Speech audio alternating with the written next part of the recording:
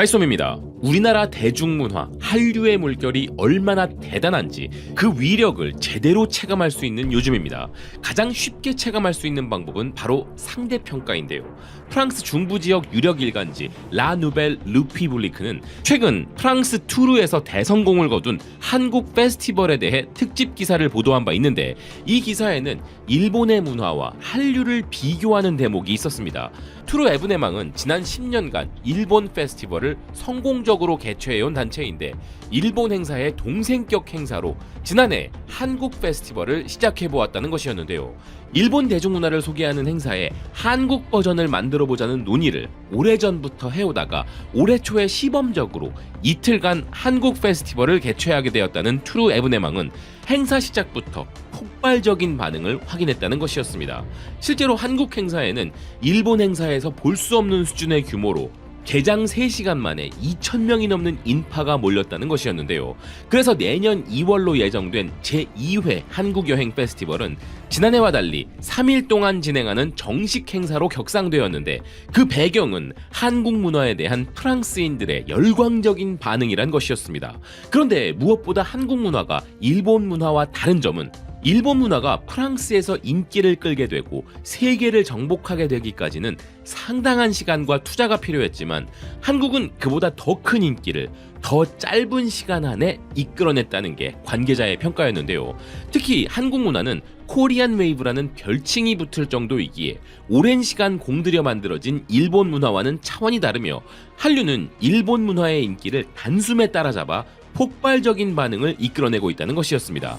그래서 이제 한류는 단순히 온라인상에서의 인기가 아니라 유럽 그 어디를 가봐도 오프라인 행사의 대성공이 일어나는 전 세계적 주류 문화라는 것이 입증되고 있다는 것이었는데요. 사실 유럽뿐만 아니라 전 세계적으로도 아시아의 대중문화가 일본으로 대표되던 시대는 이제 지났고, 한국 문화가 아시아 대표 문화의 자리로 급속하게 이동했다는 것이었습니다. 이런 한류의 세계적 주류 현상을 확인시켜주는 또 다른 확실한 증표는 다름 아닌 돈의 흐름인데요. 세계적 경제 매체 파이낸셜 타임스는 이제 한류는 한국의 소프트 파워 수준을 넘어 주요 투자 자산군으로 분류되기 시작하여 글로벌 자본을 유입시키고 있다 이야기했습니다.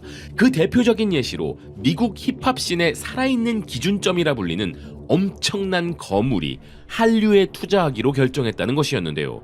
미국 힙합을 글로벌 주류로 만든 아티스트이자 글로벌 엔터테인먼트의 트렌드를 만드는 아이콘의 위치를 넘어 이젠 영향력 있는 사업가로 활동 중인 그는 바로 제이지였습니다. 기사는 제이지가 이끄는 투자사 마시펜 캐피털이 한국의 한화그룹과 함께 총 5억 달러, 약 6,700억 원의 자금을 조성하여 한국 문화로부터 파생되는 산업에 대한 직접 투자를 결정했다면서 한화 자산운용과 마시펜 캐피탈의 공동 투자를 공식화했는데요. 마시펜의 CEO 로비 로빈스는 이런 결정을 내리게 된 이유에 대해 이렇게 말했습니다. 한국은 뷰티, 콘텐츠, 음식, 엔터테인먼트 및 라이프스타일 전반에서 글로벌 트렌드를 만들어내는 아시아의 허브이며, 한화와의 파트너십은 이상적 관문이다. 기사는 라이프스타일, 패션, 식음료 분야에서 강력한 전문성을 보유한 마시펜이 한국 문화산업으로 사업을 확장하는 것은 자연스러운 수순으로 평가된다면서, 특히 한국 문화 수출이 글로벌 소비와 엔터테인먼트 시장을 재편하는 상황이기에 그 의미는 더 크다는 것이었는데요. BTS, 블랙핑크, 스트레이키즈 같은 K-팝 그룹들은 서구 음악 차트를 장악하고 있고, K-드라마는 전 세계의 스트리밍 최고 기록을 갈아치우며 글로벌 스토리텔링의 기준을 새로 썼다는 기사는, 이러한 성공 사례는 마시펜이 자본과 전략을 투입해 성장시키고자 하는 토양이 이미 충분히 성숙했음을 보여준다면서, 이제 한류는 글로벌 기업 마시펜과 손을 잡으면서 더욱더 글로벌 시장 공략을 가속화하기 시작했다는 것이었습니다. 그래서 이번 투자를 통해 마시펜은 한국 창작자와 기업을 육성하고 한국 문화를 세계에서 가장 영향력 있는 창조 산업 중 하나로 만들겠다는 강한 의지를 보여준 것이라고 기사는 평가했는데요. 세계적인 자본의 유입은 그 자체만으로도 또 다른 차원으로 우리나라 대중문화가 나아갈 수 있는 길이 열린다는 의미인 것입니다. 이렇게 글로벌 자본이 한류 투자를 가속화하고 본격화하는 데에는 그들이 한류의 힘을 체감했기 때문일 것인데, 그러한 구체적인 사례 중 한 가지는 미국의 소매 시장까지 재편해버리는 한류의 엄청난 위력이었는데요. 미국의 디지털 미디어 플랫폼 스태커는 한류 이코노미라는 이름으로 한류의 경제적인 힘을 조명하면서 그 대표적 사례가 바로 미국의 소매 시장마저 재편해버린 한국 화장품이라 이야기했습니다. 기사는 한류 콘텐츠들이 영화와 음악 스트리밍 차트를 장악해버린 현 상황은 대중문화에 민감한 소비자들에게는 매우 익숙한 현상이지만 이런 현상이 이제는 미국 기업들에게도 경제적으로 매우 중요한 변화를 가져다 주었다는 것이었는데요. 특히 그 중에서도 한국이 글로벌 화장품 강국으로 부상했다는 점은 이제 통계에서도 분명히 드러나고 있다는 기사는 현재 한국 앞에 서 있는 유일한 화장품 수출 국가는 프랑스이지만 한국 화장품 산업의 성장률은 프랑스보다 훨씬 가파르기에 현 추세가 유지되면 조만간 한국이 세계 1위가 될 것이라 전망했습니다. 그러면서 기사는 다름 아닌 미국이 한국 화장품 산업의 1등 고객이라는 점에 주목했는데요. 한국 화장품 성장에 가장 큰 기여를 한 미국 시장은 현재 중국과 일본보다 한국 화장품을 더 많이 소비하고 있다는 기사는 이런 요인 중에는 한국 화장품 기업들의 혁신적 기능과 마케팅도 있겠지만 업계에서는 그보다 더 중요한 이유로 대중문화 영향력을 꼽고 있다는 것이었습니다. 기사는 이런 현상에 대해 이런 놀랍고도 신중한 분석을 내놓았는데요. 과거에는 미국 문화가 글로벌 소매업 트렌드를 결정했다면 지금은 한국이 그 역할을 일부 대체하고 있다. 즉, 한국 대중문화가 미국의 할리우드와 같은 전 세계 소매 트렌드를 이끄는 국가가 되었다는 것이죠. 그래서 앞으로도 한류는 이런 어마어마한 영향력으로 전 세계적인 시장 확대를 가져갈 가능성이 높다는 기사는 그로 인하여 미국 화장품 업체들도 지금 선택을 강요받고 있는 상황이라는 것이었습니다. 미국 기업들은 이제 한류 감성에 맞는 자체 제품을 개발하거나 한국 브랜드와 협업을 하는 것이 중요해지고 있다면서 앞으로는 한국 문화 트렌드에 저항하는 전략을 펼쳤다가는 실패할 가능성이 매우 높을 것이라 이야기했는데요. 그러니 한국 문화의 파도에 올라타지 못하면 지금으로서는 다른 대안이 없으며 한류가 미국 소매 트렌드의 중심이 될 것이라 평가했습니다. 세계 최대 소비 시장인 미국에서조차 한류 트렌드에 부합하지 않는 제품을 팔면 앞으로는 승산이 없을 것이라는 전망이 나온다는 것은 단순히 한류의 수출 규모가 확대된다는 수준의 이야기가 아니죠. 이것은 한류가 전 세계 트렌드를 좌지우지하게 된다는 말인데요. 자, 그럼 이런 놀라운 위력을 가진 우리 한류 이코노미가 유럽에서는 어떤 평가를 받고 있을까요?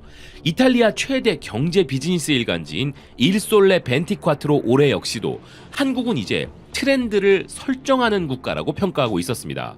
기사는 서울의 창조적 지구에서부터 제주도의 자연휴양지에 이르기까지 한국 특유의 감각적인 부분들은 글로벌 라이프 스타일을 형성하고 있다면서 한류는 문자 그대로 세계를 정복했다 이야기했는데요.